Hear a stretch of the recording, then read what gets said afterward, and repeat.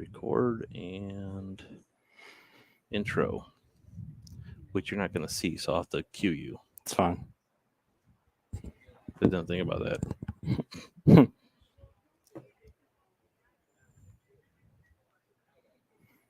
Good Saturday afternoon, everyone, and welcome to another edition of The Voice of Land. As the big voice guy said at the top, I am Kevin Arnold. I am joined by no one right now. Maybe we'll have a special guest host, as always, Positive Jay is on assignment working on his house. He just got a new house, so he's working on that. I guess the last owners of it did not leave it in the greatest of shape, so he's got a little bit of work to do before him and his fiance can move into the house. But I am joined somewhere around here by our producer extraordinaire, not behind any proverbial glass today, just out in the essence of Bedford, Ohio. It is our producer extraordinaire, Peter Tellep, or as we like to call him, Audio. What Jarvis was to Iron Man, Audio is to the Voice of Land. Peter, how's it going, man? It's a beautiful day outside. It is a beautiful day. It's the weather's held out. You know, there was some talk about some rain, and luckily it's held out. And just enjoying the festivities down here in historic downtown Bedford. Yeah, so we are in historic Bedford, Ohio, in downtown Bedford, kind of in the square under the pavilion this afternoon for Elmer Flick Days. This is day 2 of Elmer Flick Days. Kind of a brief pause as we are kind of the entertainment. We were the scheduled entertainment for this point of Elmer Flick Days on day 2 of it. So we are out here in Bedford. Come on out. There's going to be some music later. They have some drinks and everything for everybody. And the Bedford Historical Museum, which is just off to my left, your right, as you're looking through the camera. They are still open right now, but I believe they are going to be closing up here soon. But a great, got a chance to go in there before the show started, and a great display and information put out about Elmer Flick and his statues over there. We're going to be joined by one of the fellow owners, operators of LPV Productions, who is one of our partners, Jim Wagner, here in the second segment to kind of talk about that, as he is the organizer, he is the crew, as we kind of found out being out here for Elmer Flick Days. So we'll get some more information on that very historical event being celebrated out here today. And a former Cleveland Indian, I believe, is how you would say that, because even though Cleveland Spider is what he was when he was playing for Cleveland. I think Jim was saying it wasn't a spider, but we'll get into all that in the second segment, because there's a lot of people, you know, around the area have no idea who Elmer Flick is, and it's really a kind of a shame, because it's a pretty unique, I think, piece of history. Yeah, and I've said it about 10 times since we started the show already, and I'm sure everybody is just kind of glazing over all of them. So, and if you see me looking this way, I'm just pretending like I'm looking at someone, even though you can still hear Audio's voice. But we are part of the Big Play Network and brought to you by Vector Technical. They'll get the right person in the right job the first time. I am just making sure getting our social media stuff taken care of as well, sharing the show so that people can tune in and get this kind of enjoy a Saturday edition of The Voice of Land. I'm sure it'll be on replay throughout the weekend and throughout the week. But it is a baseball-themed day here in Bedford, and what better way to start than Audio, than with talking about our own night together out at somehow you made it out to a baseball game last night. Yes. But no pictures, though. Yes. For those that have never seen the show before, you're watching for the first time, Peter is a real person, but it doesn't feel like it because he never wants to be on camera. And he has positioned the cameras again today in just a way that it would only show me, and if we had a co-host or once we have Jim come on, but it will not show him. I could always have Jim turn the camera towards him. We won't do that today. We'll save it for another day to get Peter's actual face on camera. But we were out at the Guardians game last night. Guardians are up 8-0 already. If I missed any other runs, because Jose Ramirez, accounting for 5 of those 8 runs already today, with a 3-run home run in the first, a 2-run home run in the second. I think they've already pushed the starting pitcher for the Detroit Tigers to the showers after that terrible series in Detroit where they got swept in those 4 games. And that involved another makeup game too, Peter. Yeah, that was I think Francona said that they just played bad ball, and they did, because I mean, it's really been a long time since you've looked at Detroit as being a formidable opponent in baseball. But then again, I think the Guardians/Indians, they do have a habit of playing down to their opponents, and I think there have been many times when Kansas City would be in the basement, we'd go into Kansas City and get swept, and that was always something that was very, very frustrating. And there were years where Detroit had our number, but that's because Detroit was in a much better position than they are now. Yeah, there was a point where Detroit really put a lot of money into their payroll, into their lineup, and made a run for it, and they were formidable. But I think typically, at least I always feel that Detroit, Kansas City, those are games that this club should pretty much always win. They should always win. And when you're going to be playing a bunch of games going into the All-Star break and coming out of the All-Star break against the AL Central, because this is the last year, Peter, of this 18-19 game series against your division opponents. Now, next year, that's where it's supposed to take over, this new collective bargaining agreement where you're going to get the chance to play every team in the major. So that lessens the amount of time that you have to play your own division. We'll talk about that in the future. That may help or hurt based on how the Central's been. It helps to play these teams a bunch of times as long as you win them. So being out there last night, Guardians got off to a great start. They score 3 runs in the first inning. You have Zach Plesac on the hill, just like you got Quantrill on the hill today. These are 2 guys that are going to have to pick up their performance, and maybe an offensive outburst where the Guardians are almost leaving it, I don't want to say without a chance for Detroit to come back, because there's always a chance. We talked about we talked about that game. What was it? Late '90s, I think, about the Seattle game, and we found out that I'm trying to remember the specifics. We were kind of talking about it last night, but the Indians were down like 12 runs late in the game, and they came back and won that game in extra innings. And we found out that we were both actually at that game, about 20 some years ago. You were in the bleachers. I was in the bleachers with my girlfriend at the time, and my friends all gave up and left because they were like, they're not going to come back. And I didn't know if they were or not, but I want to stick around and see what happened, because it's otherwise I would have missed a spectacular game. And that's kind of how I am too. Like I stayed to the end, especially because I don't have the kind of money to go to every single game. Don't have season ticket type money or season ticket package type money to any of the teams here in Cleveland. But I try to stay to the end to get my money's worth, but also because you never know. You never know what you're going to get a chance to see when you go out to a game. So unfortunately, we did leave in the 7th inning, but I was a much younger lad at that time. I thought you probably didn't have much of a choice. I did not have much of a choice. My ride was going to lead me there, and I was nowhere close to getting my own license at that time of that game. But the seats were a little bit, they were different than, we were up top where kind of like those storage crates are now. I was kind of pointing out to you because we were almost diagonal to that down the third base line yesterday, right in the corner.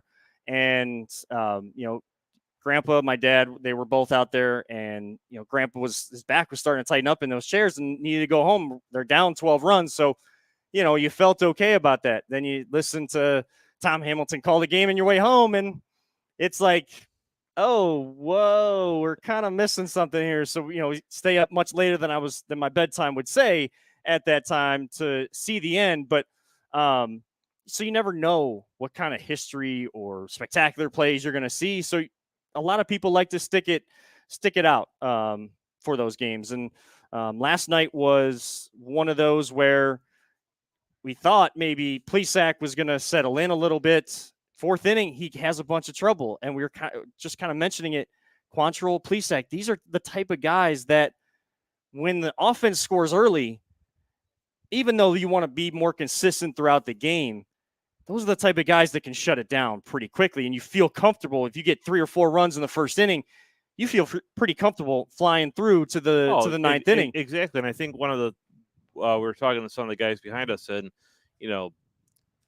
I don't follow the Plesac's stats that well, but they were saying he doesn't get run support, and it's like, oh, we got 3 runs in the first inning, so you're expected him to at least he seemed like he had settled in, like he seemed like he was doing well, and then all of a sudden it just kind of seemed like the wheels kind of fell off there. You get one out in the fourth, and then he couldn't get outs, and all of a sudden you look up at the scoreboard, and we had Jana and I had gone to go get some food.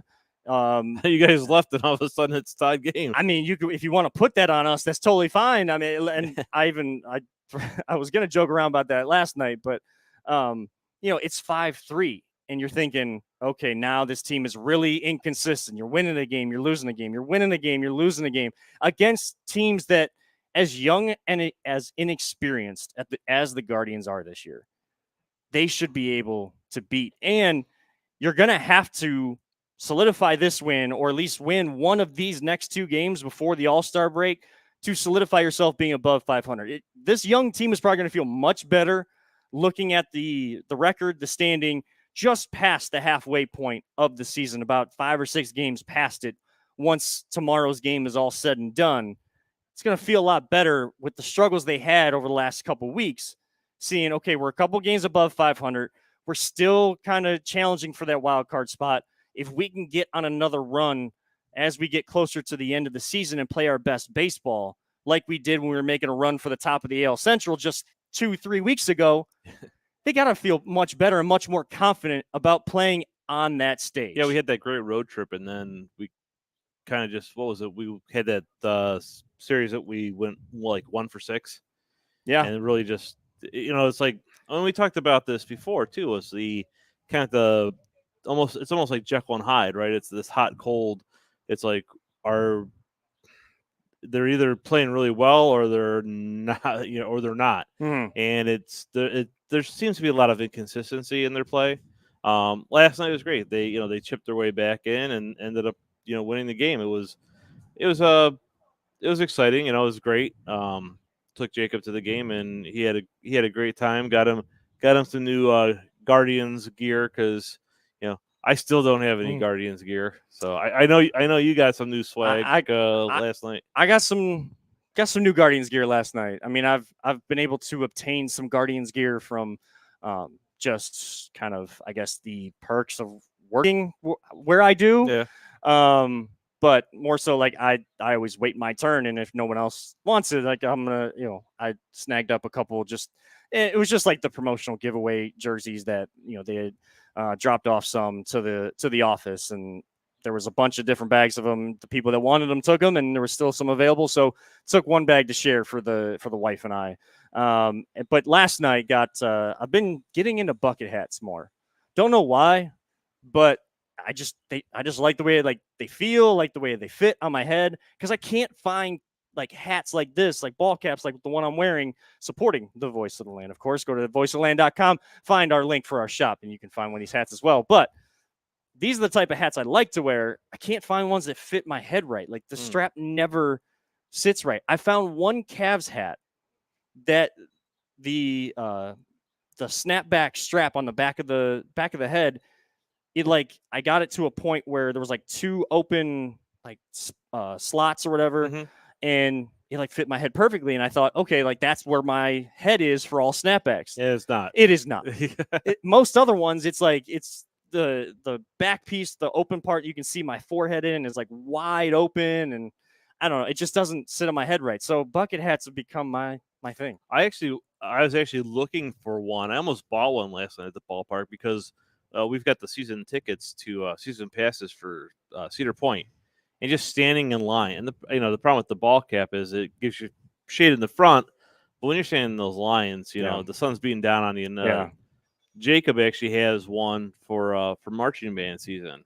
I think they recommended that the kids buy those just because it gives them more protection from the sun, and they fold up easy. You can stuff them in a pocket. Yeah, that's the problem we had with we had the ball caps at Cedar Point a couple weeks ago. It's like going on a ride, I'm shoving them in the pocket of my cargo shorts, trying to not have to put them in a bin, because some of those rides they don't even have a place for your stuff. So I really like the ones that they fold up on the side and they snap, so you look like Crocodile Dundee. Nice. I got one at the air show one year, but it's like the material's so thick, so I would try to wear it in the summer, but it just made my head so hot. So I hadn't had one in a while. we were at Walmart one day, and there was one for like on clearance by the company Mission, who has been kind of promoting. I've seen some of their infomercials on TV as well. It is a nice moisture wicking, keeps your head cool type hat, and it stretches just enough to cover the tops of my ears too, so they're not potentially exposed. Even if you flip the flaps up, the top of the ears are still, because that's where my ears get the most sunburn. It's like right at the top part of it. So I got that for our honeymoon. We went down to Disney, and with that heat in June and July, or May, June, July, down in Florida. In Florida, like the sun's just beating on you all day, and my head stayed pretty cool. So it was kind of nice to find basically I think it was the July 4th version. Those hats. Okay. Those hats that Major League Baseball put out for a lot of the teams, at least if you had the right colors, and the Guardians do. Oh, the red and blue. blue. Yeah, that's a nice looking hat too. Yeah, and so like that design you saw on the ball caps when they were playing on July 4th, that's what they put on this whatever hat you call it now. My head. Bucket hat. Bucket hat. Yeah, whatever they want to. People, I think, can picture what we're talking about. Yes, yeah. So that design's right on the front. So, but good time out of the game. We'll tell some more stories from last night and look ahead at the All-Star break, because we got a couple representatives in the All-Star game, and the Home Run Derby, we have a representative. That talk about, could that impact the best player on the team and his ability to help guide this young squad and still be that top player in the lineup. We'll talk about that next. But on the other side of the break, we are going to be joined by Jim Wagner, one of the co-founders, owners of LPV Productions, but also the main crewman for Elmer Flick Days here in Bedford. Get a little story about Elmer Flick and what has been going on and what they plan to do moving forward with other Elmer Flick Days here in downtown Bedford. This is the Voice of Land, right on the Big Play Network. All right.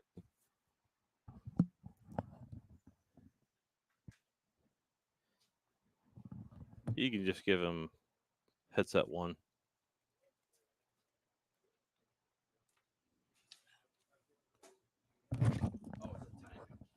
20 seconds.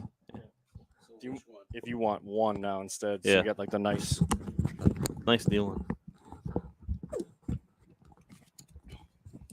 10 seconds. It's too big. 5, 4, 3, 2, 1. Welcome back to downtown Bedford here in the square at Elmer Flick Days, Voice of Land on remote this weekend. And yes, we're here on a Saturday, not on Sunday. And I am joined now by Jim Wagner, who I've got a chance to work with a lot with our CVC TV and LPV Productions, all the other things we've done. But you're the man putting on Elmer Flick Days. Just tell the people about kind of the stuff that's been going on throughout the weekend and what's still to come tonight. Well, we started off last night. We showed the Sandlot and Field of Dreams, huge screen, 25-foot screen that was hanging up above the square. And then we started off this morning.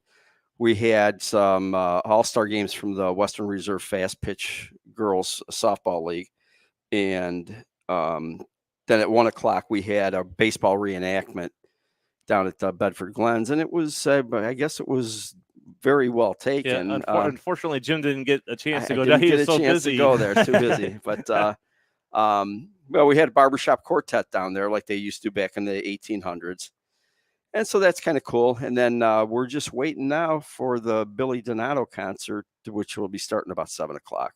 Yeah, so everybody kind of,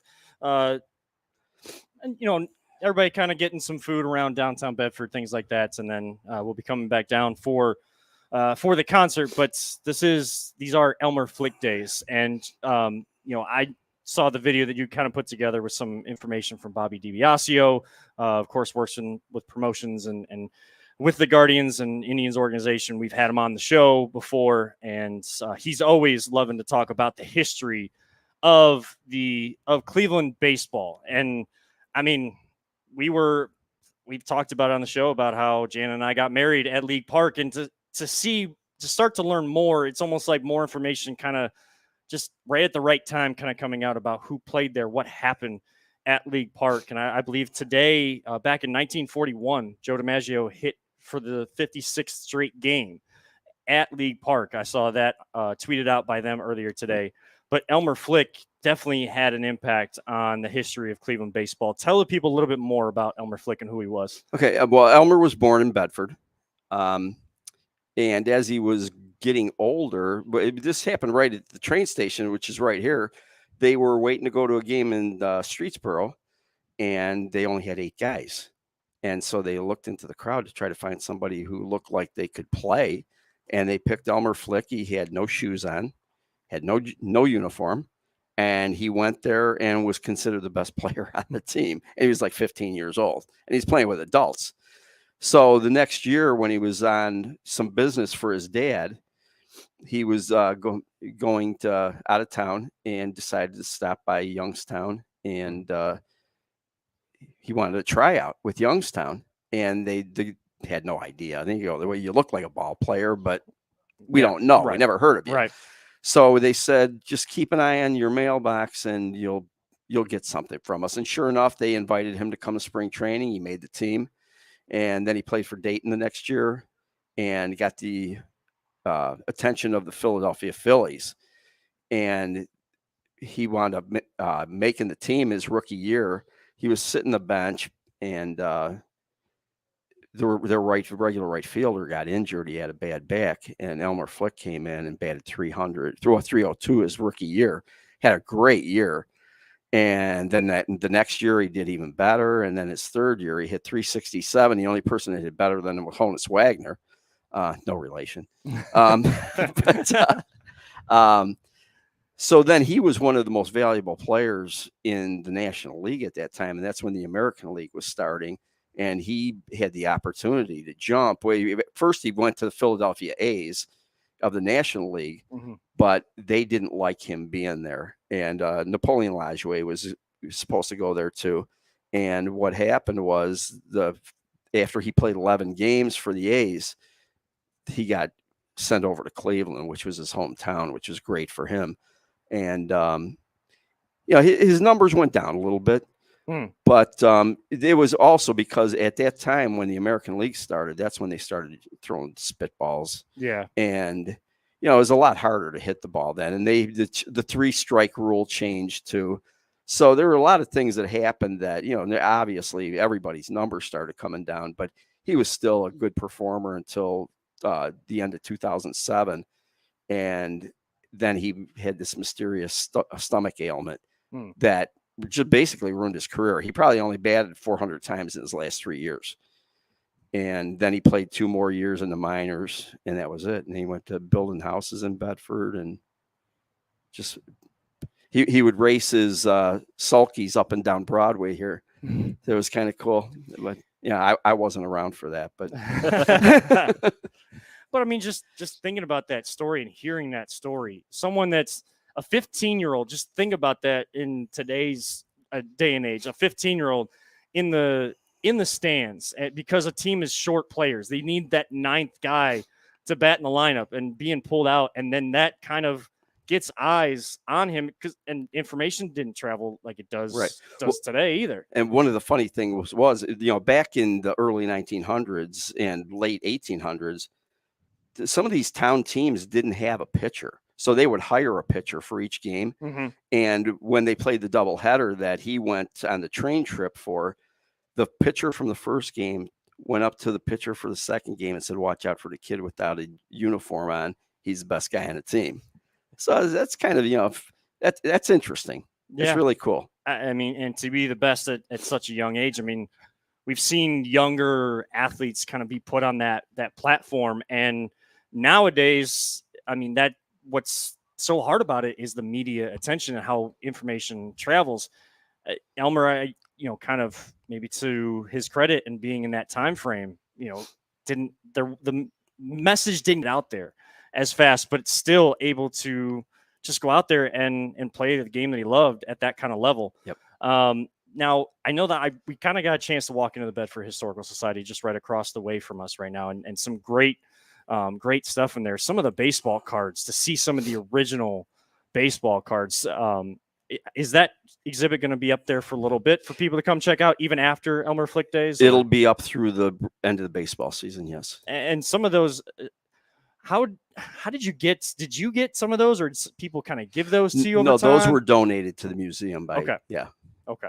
And I mean, it's so crazy to kind of see the evolution of baseball cards and all of that kind of information. Why was it so important to you though? Because we have the Elmer Flick statue here in the square, just over on the other side where the main stage is. Why was it so important to you to kind of help get that statue for Elmer Flick to have, and to kind of put emphasis on him with these Elmer Flick days, to kind of shed light on someone else we don't talk about in Cleveland baseball lore? All right. What really happened with the Flick deal was I was on the superintendent's roundtable committee for the Bedford City Schools. Marty Motzko was the superintendent at the time, and Central School, which is right behind us over here, was turning 100 years old, and they wanted some information on things that happened around 1902, 1901. And, there was stuff like first ice cream cone at at any kind of an event, and some other stuff like that. And then I started looking up Elmer Flick, and I noticed this guy had great stats, especially his third year in Philadelphia. And so I called the Baseball Hall of Fame, and I ordered everything that they had for Elmer Flick, and it showed up a couple days later, and it was probably about an inch thick. And I got it about 3:00 in the afternoon, and that next morning, my wife came downstairs, and she's like, "What are you doing?" And I was still down there reading all the stuff about Elmer Flick. And then I went to Dan Posek, who was the mayor at the time, and Bob Reed, who was the city manager, and told him, it's like, we've got a Hall of Famer that lives here in Bedford. Why doesn't anybody know anything about it? And they're like, well, let's see what we can do about it. And, they threw around some ideas about putting up a plaque or something like that. And then Dan mentioned doing a statue, which I was all for that.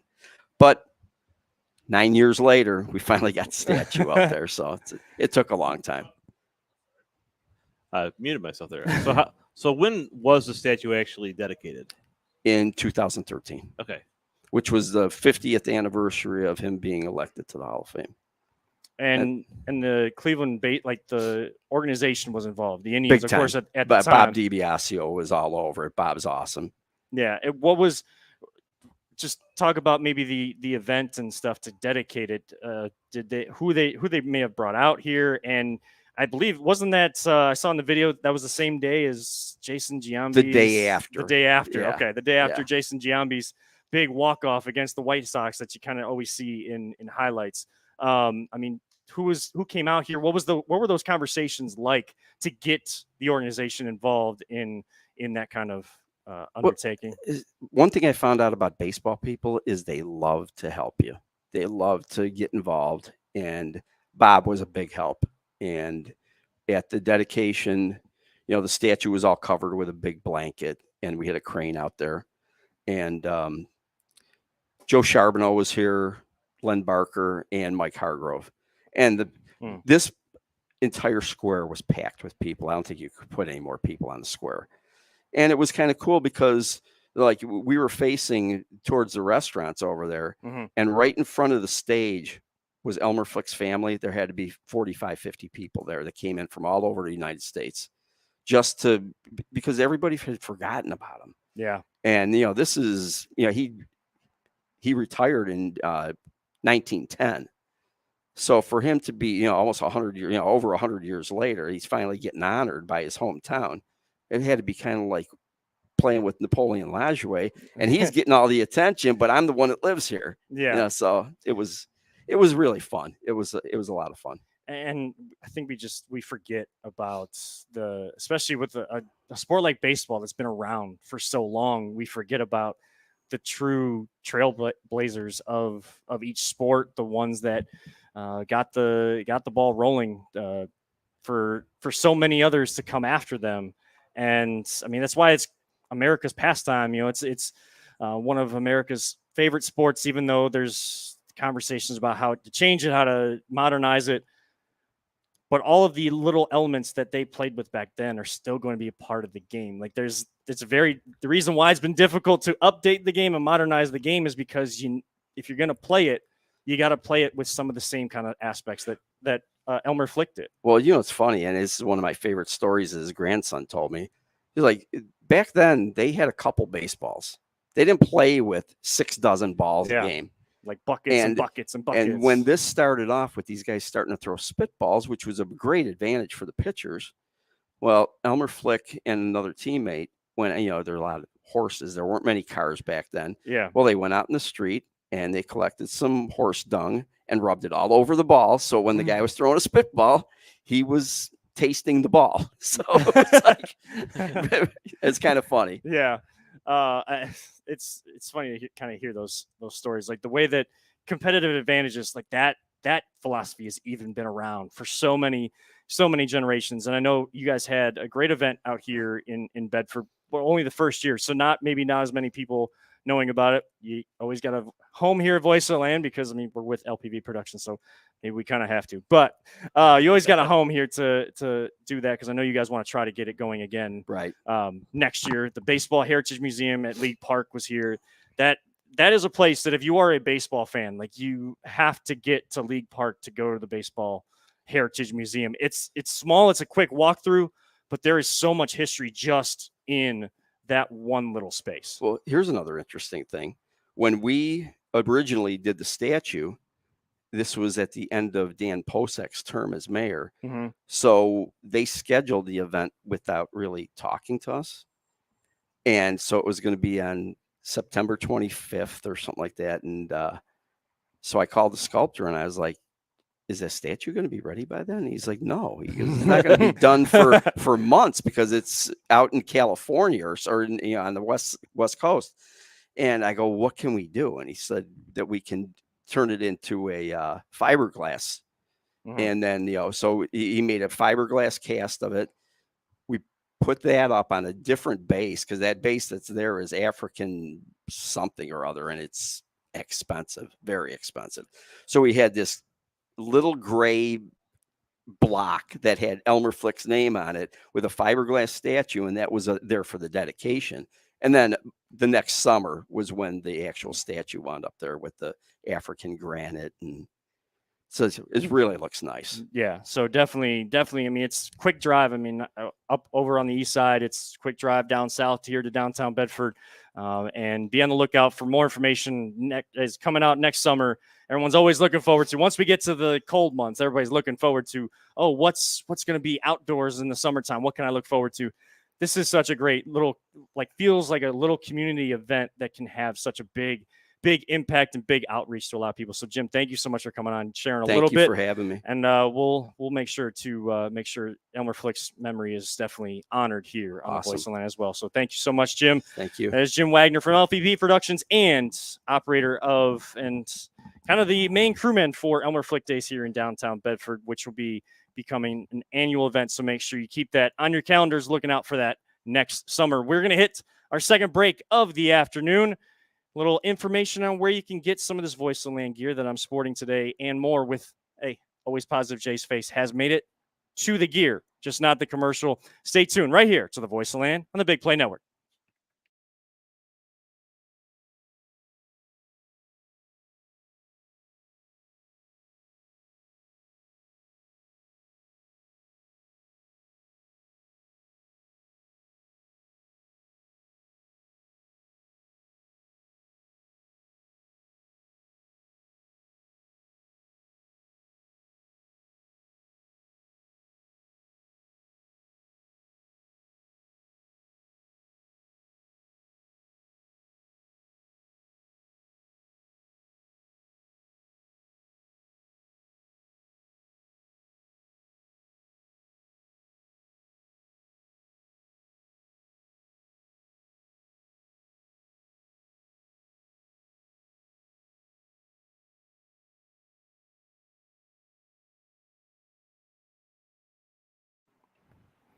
And welcome back to the Voice of the Land live out here in the square in downtown Bedford for Elmer Flick Days. They got a concert coming up here in just a little while at 7 p.m.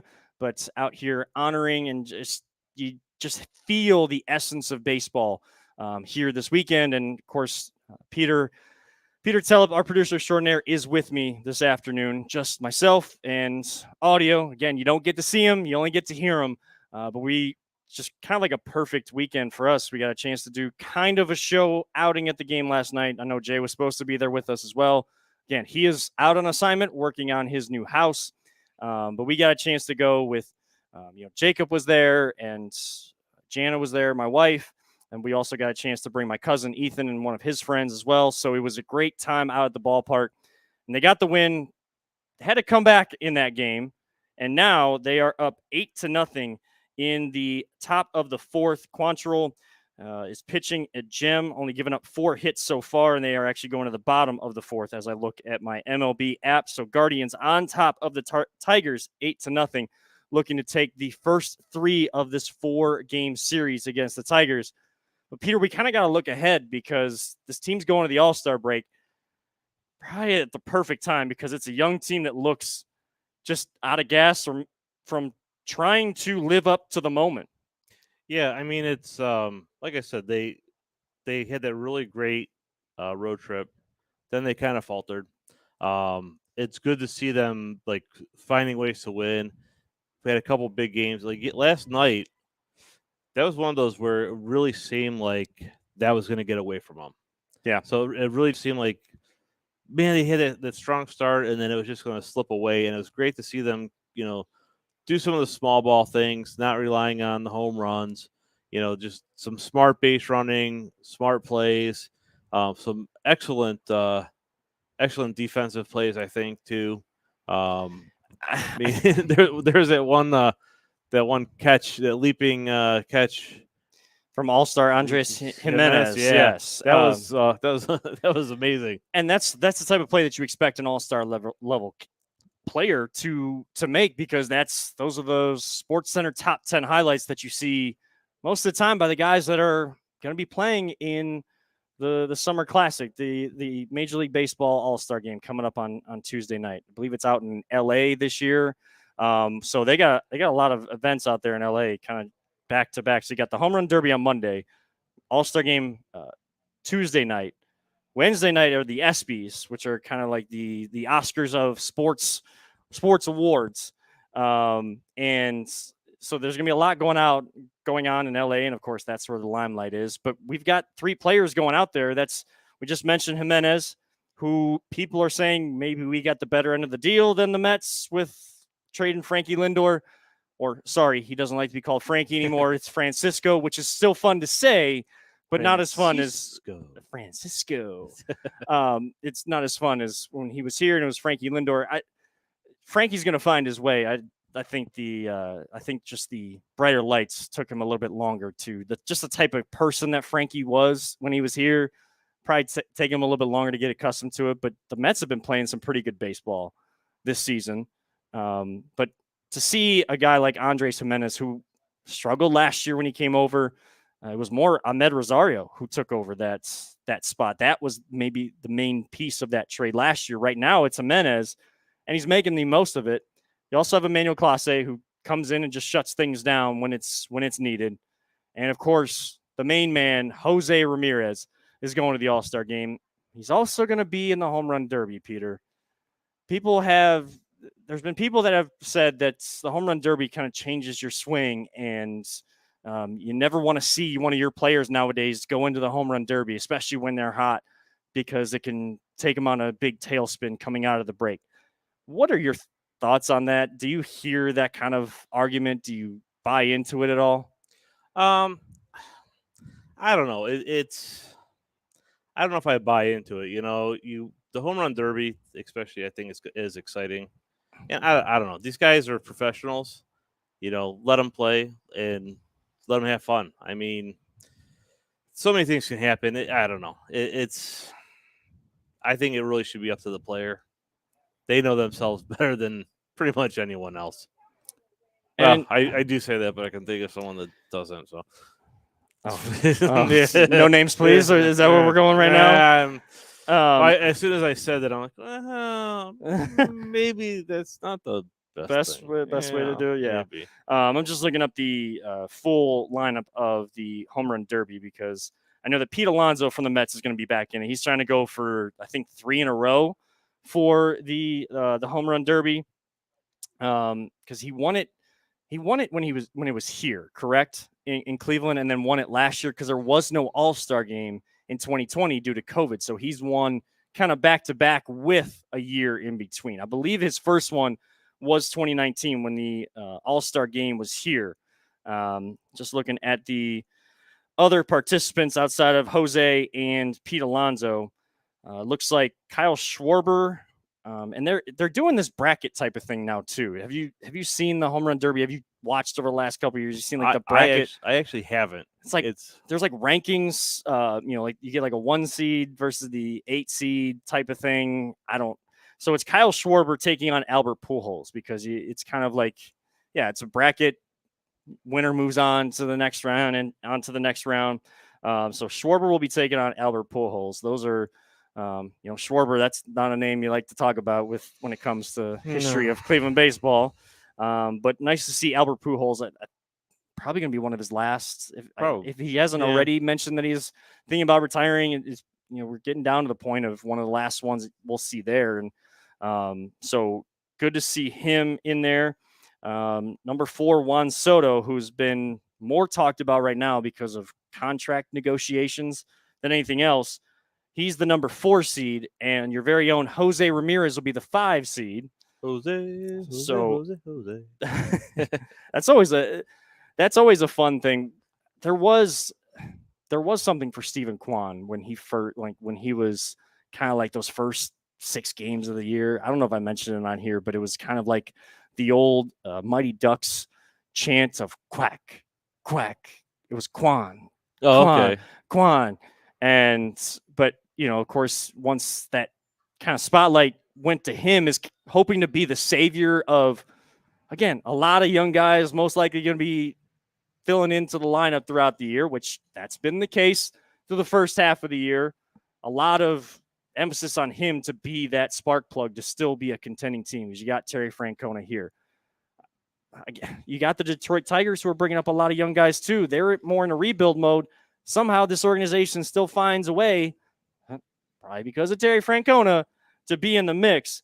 Well, I think you have to give credit to the front office too. They do a pretty great job. I mean, our farm team has been consistently, producing, quality Major League Baseball players. And as much as it sucks to go into those rebuild modes where you're trading away your top pitchers, your top players for them prospects, boy, this organization has done a great job of pinpointing prospects that they didn't get a chance to draft into their organization, but know that they're going to be better for and better developed in our organization than the one that they were in before. So the organization then feels good about a quicker turnaround, as we're kind of seeing with this team. It just, the message from ownership versus front office and the roster that we end up seeing on day one, and as the season goes through, it's so confusing for fans to follow what this team's goals actually are.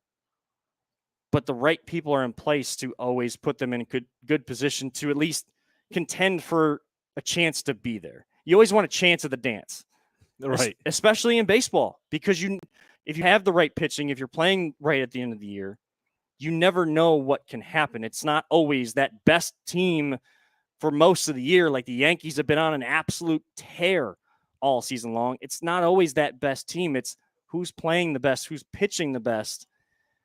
That seems to be the teams that. Well, once you get into the playoffs, once you get into the playoffs, then it's, all bets are off, and it's really how healthy and how deep, Mm-hmm. and a lot of that too.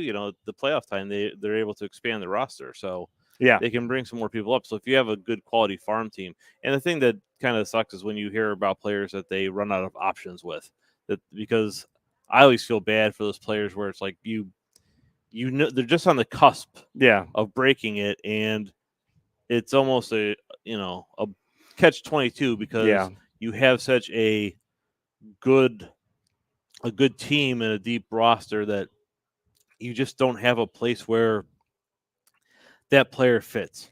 Yeah. But again, going back to also with the front office, is you look at some, there have been a number of trades that they've made where a lot of the fans are like, "Oh, this is terrible trade," and then you look back and you go, turns out that was a pretty good trade. Yeah, I mean, Nick Paulus, one of the former hosts of the show, always likes, kind of likes to say now that he was right when we had our big, before Voiceland was this, and we were just in a small studio at Ohio Media School recording. And one of the first heated arguments we actually got in was him hinting at trying to trade Frankie Lindor before the season, or it was like at a weird time to say it. And he was right, like it was the right idea to trade him. Well, found the right trade partner and the right trade pieces to do that. So you always got to give a couple of years to see how that's going to amount. I would say that I was also right, because I don't think that they traded him exactly when he said they needed to, but they waited to the right time. Both of us were right about that one. So there you go. I think the key is that the Indians were right. Yes. So that's the key. Yeah, you want the organizations to be right. You want the teams to be right. The common cliche, and it's a cliche on this show to say that cliches in sports are always right, because that's why they get said all the time, because they always seem to come to fruition more often than not. A common cliche is that, I totally lost where I was going to go with that. But I'll think about it here in a minute. But I just wanted to go through just the remaining players here in the home run derby. So Pete Alonso of the Mets going for 3 straights against Ronald Acuna Jr. in the first round. And to round things out, the number 3 seed Corey Seager of the Texas Rangers taking on Julio Rodriguez, who has been having a breakout year with Seattle, who's won, I think, 12 games in a row. They've had to come back in a couple of them. There was a huge grand slam in yesterday's win. That's a team that no one's been talking about much, but out there in Seattle, they're just doing the little things as well, kind of, bringing some younger guys in, some not so well-known guys, and kind of makes you think of Cleveland a little bit. But hey, the Guardians are doing what they need to, and the young guys right now they're having a little bit of success, but it's also, you're going to have to do more. You're going to have to give more. Terry Francona is asking a lot of these young players. If you had to guess right now, this is technically our all-star break show, Peter. Percentage chance you give the Guardians to make the playoffs. I think we've mentioned if we think that they can still make it or not, but percentage chance in reality the Guardians can make the playoffs. Oh, I'd say they have at least an 80% chance of making the playoffs, if not higher. Okay. I think they really do have a good chance. And we talked earlier about, like, after 4th of July, we're going to kind of see where this team is, and they're just about 500. They're a little bit above. I think they're still finding their way. Mm-hmm. What makes me a little nervous is the All-Star break, because they seem to be on a really good path right now. Mm-hmm. Hopefully, after the break, they're going to continue on that and not fall off, because that has been, we've seen that with a lot of teams. They go really strong into the break, or they're doing really poorly going into the break, and on the other side of the break, it's almost like it's a different team. Yeah. And I'm hoping that right now, what we're seeing in the series against Detroit, I mean, if you want to give what the score is right now, I mean, it's I haven't. I've been looking at my phone for the home run derby, and I hadn't seen any notifications kind of drop down on the top of my iPhone here. But as I say that, it is now 10-0 Guardians in the bottom of the 4th. It is looks like the 4th. Yeah, looks like Luke Maley playing catcher today. He's one for one today. He's up at the plate, and he 1-2 count with 2 outs. In the bottom of the 4th, Josh Naylor hitting a home run. Looks like a solo shot to make it 9-0 here in the 4th. So they've gotten 2 runs here in the 4th, making it 10-0 over the Tigers. So well in control, and Quantrill kind of, like we said, maybe a bigger gap in the score line, not giving up those middle inning runs like Plesac and him have been kind of known for the last few starts for both of them. Maybe this kind of helps Quantrill settle in, not just settle in the game, but settle in back into what we saw dominant wise earlier on this season when they were making a better run. Hopefully this is kind of that spark plug for him going into the second half is he'll get a little bit of rest, just like the rest of the team. But we're going to take a little rest for about 45 seconds and give some more information from Vector Technical. We apologize if the commercials are not playing sound-wise the entire time. You can always go back on the audio version of the podcast. That is on Google, Spotify, Apple, your favorite podcast platform, so you can always get more information. If you need the right job, they'll get you the right job the first time. So stay tuned. One final segment here on the Voice of Land on the Big Play Network.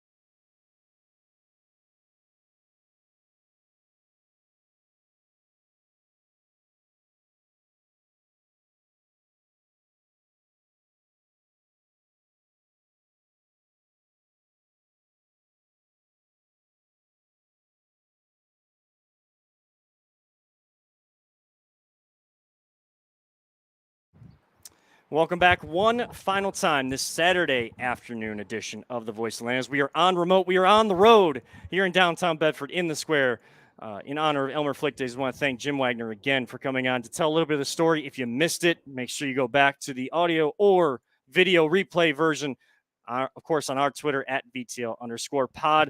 Across all Big Play social media platforms, we also have a Facebook page at Voice of Land and Big Play and Voice of Land podcast, both on YouTube. You can catch the replays of it there to get a little bit more of the history of Elmer Flick and why Elmer Flick Days were set up here in Bedford, being from this area. And again, I kind of keep going. My mind keeps going back to that story about a 15-year-old that's insane. Was just in the stands, no uniform, no shoes, nothing like that, and becomes the best player in a doubleheader for the team. Could you imagine that happening these days? I mean, it couldn't. It could happen. If you have anyone that's got that kind of talent, they're already all over social media. I mean, with how ubiquitous, phones and information sharing has become, it kind of reminds me of the Field of Dreams. Yeah. Doc Graham, right? Young kid, but he's like just doesn't, he decides to become a doctor. He just isn't there. But yeah, that's a great thing. Elmer Flick. I mean, it's weird because I grew up in Solon, so like right next to Bedford. Yeah. And until I met Jim, and he was talking about doing the video, kind of like the story of Elmer Flick and stuff like that. And I'm like, who is that? Like, I have no idea. And we've come down here over the past couple of years because LPV does work with the city of Bedford. And it's funny because Jim does not own any part of LPV, but everyone in Bedford thinks that it's his company because I was just keeping that going. I'm in Bedford, so I got to mention it. He seems to be the face of the company around here because he's very involved with the community. Yeah. But I will say they do their tree lighting in around Christmas time. If you haven't come down to downtown Bedford, you need to get down here because it is amazing. They do a really awesome job.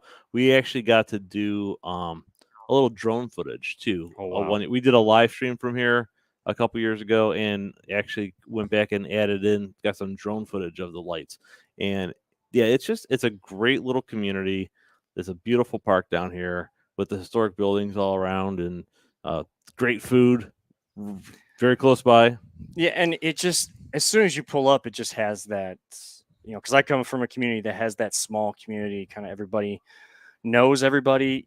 Sometimes maybe some people in this area think that Bedford's a little bit bigger, maybe, but as soon as you pull in, like I haven't been down to Bedford as often. I've been here several times, at least for athletic games at Bedford High School and the stadium over there. Right, and the schools are a combination of Bedford and Bedford Heights. So I think that it's a much bigger geographical area, for the school district. But yeah, because I actually for a year I rented a house in Bedford, not far from here, and it was great. I do remember. It's a funny story, real quick. I do remember sleeping on like a Saturday or Sunday morning. I think it was a Sunday morning, and all of a sudden I get woken up because there's a parade going past my house. And how about that? It was a pretty nice parade. Yeah. But it's a great little community, and I'm sure as there's already chairs starting to be set up for the concert tonight as well. So the more eyes that get on this event, and hopefully making it an annual event, and kind of telling the story of Elmer Flick every single year, because you hear, like what Jim was saying, you hear the stories of Nap Lajoie, you hear the stories of all the players that have kind of come through Cleveland, but one of the more unique stories I've ever heard kind of gets thrown by the wayside, or not thrown by the wayside, but just overlooked. Yeah. And it's good to shed a light on that, to really understand where baseball has come from in this town. Yes, the baseball team professionally has gone by different names, and it took 106 years for a different name to be needed and to happen. But there were many other elements and years of Cleveland baseball that have added to the history of what Cleveland baseball has become today. And we all love, the hometown guy, right? So yes, it's a great story. Definitely. Yes, there was some hometown guy that ended a streak here, or a drought of championships. Right. He may have a couple years ago. He played somewhat of a role in that, and people loved it because he was from here. So, but no, I mean, he's one of the greatest of all time. So hometown hero is, it's a big thing. Yeah, that's a big thing. And I mean, just in a small town like this, I mean, hometown heroes take on so many different forms too. I know that so many different communities have put up those throughout, from Memorial Day through Veterans Day, those banners to honor those that have been in service, whether they've lost their lives or are currently in service, and banners with pictures of them for their community. Hometown heroes just means so many different things, but in a sports town like Cleveland, if you're a hometown hero, your story should be known. And I'm glad to see, I'm glad I'm being educated this weekend, just like so many other people, of Elmer Flick. And it's been just a baseball day here on the Voice of the Land. I mean, after last night, it only serves us right after being at the game last night. Well, one thing I want to say before we get out of here too is next year, when they do this, and you want to make sure that they have you get a chance to go over to the old time game. Yes, because the old time game is, the rules are all different, and they do kind of explain the rules to the spectators there. Mm-hmm. Because you can catch the ball on one hop and stuff like that, and so there's just a lot of different things, and it's pretty interesting. It's actually a faster paced game than I expected it to be, so it's kind of neat. So definitely check that out if you get a chance next year. Yeah, I definitely want to be out here for more of it, and even doing something similar to Movies in the Square again. That would be great. Before we get out of here, real quick, favorite baseball movie? Ooh, there's several of them, but I know there's only a couple that people really focus on. I think that my favorite baseball movie, it's a toss up depending on my mood. We always say one, and I always do two. I know. It's between. I got to rephrase that every time I ask Major that. League and Field of Dreams, because Field of Dreams is a very emotional movie. Major League, it's an emotional movie in a different way. Yeah. So I mean, it's it was kind of. I guess draft day never really caught up with that essence of Major League, but it still kind of made you feel the same way. Again, it's about the hometown. It's about Cleveland. So we're all gonna love it. For me, it's Sandlot, because that's a movie that, that is a great movie. A movie that I grew up with, but also kind of helped teach, kind of had elements to help you teach the history of the game. So kind of helped build on what Grandpa always used to bring us up on and tell us stories of. But let us know at Voice of the Land, at VTL_pod on Twitter, at Kevin and7, and at LP Productions. Let us know, what is your favorite baseball movie. We'll have those conversations throughout the week. This is my last show for a couple weeks. I will be on vacation, so Jay should be back next week with a special guest. We'll announce that later in the week. A little Buckeye themed. I know we're getting close to football season, and yes, Browns will still kind of play the biggest role in what we do, especially being the Big Play Browns post-game show here on the network on Sundays at 7. That's when you can usually catch us live, Sundays at 7 p.m. Audio and video recordings you can catch throughout the week. But, hey, still haven't gotten quite to training camp yet. Focus on some other elements, but still a little football preview possibly next week with our special guest. We have that name, but we'll give that to you during the week. Make sure to follow us at VTL_pod. But for Jim Wagner, For everyone here in downtown Bedford and at the Elmer Flick Days, and for our producer extraordinaire Audio, better known as Peter Tellup, the true owner of LPV Productions, my name is Kevin Arnold, reminding all of you sports fans, don't let anyone ever tell you it's just a game. We truly love you all 3,000 right here on the Voice of the Land. And as our great late friend always used to say, Mike Allen always used to tell us, live life, all gas, no brakes. We'll see you next week. Jay, we'll see you next week right here on the Big Play Network with the Voice of the Land.